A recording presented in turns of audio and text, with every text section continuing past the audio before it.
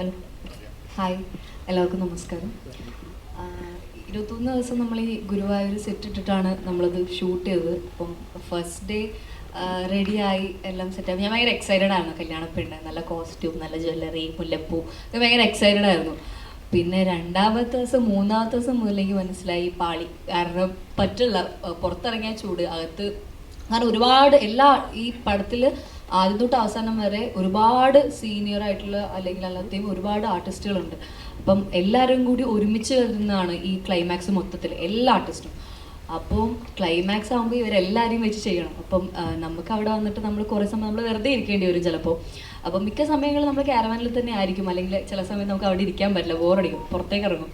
അപ്പം അങ്ങനെയാണ് ഷൂട്ട് പോയിക്കൊണ്ടിരുന്നത്. ചിലപ്പം നമുക്ക് ഉറങ്ങാൻ പറ്റില്ല, കാരണം എനിക്ക് ഇത്രയും സെറ്റ് വെച്ചുകൊണ്ട് ഉറങ്ങാൻ പറ്റില്ല, റെസ്റ്റ് എടുക്കാൻ പറ്റില്ല. ബട്ട് സ്റ്റിൽ പുറത്തേക്ക് ഇറങ്ങി ആ ഷൂട്ടൊക്കെ കാണുന്ന സമയത്ത് ഭയങ്കര രസമാണ്. കാരണം ആ ചെയ്യുന്ന രീതി, അതായത് എല്ലാം ഷൂട്ട് ചെയ്തേക്കുന്ന ഓർഡറിലായിരുന്നില്ല, ബട്ട് സ്റ്റിൽ ആ കണ്ടിന്യൂറ്റി ആദ്യം മുതൽ അവസാനം വരെ അത് പിടിച്ച് ചെയ്തു. അപ്പോൾ അതൊക്കെ എനിക്കൊരു ന്യൂ എക്സ്പീരിയൻസ് ആണ്. ഇത്രയും വലിയൊരു സെറ്റിൽ ഇത്രയും സീനിയർ ആയിട്ടുള്ള ആൾക്കാരുടെ കൂടി ചെയ്യാന്നുള്ളത് എനിക്ക് ഭയങ്കര ന്യൂ എക്സ്പീരിയൻസ് ആയിരുന്നു.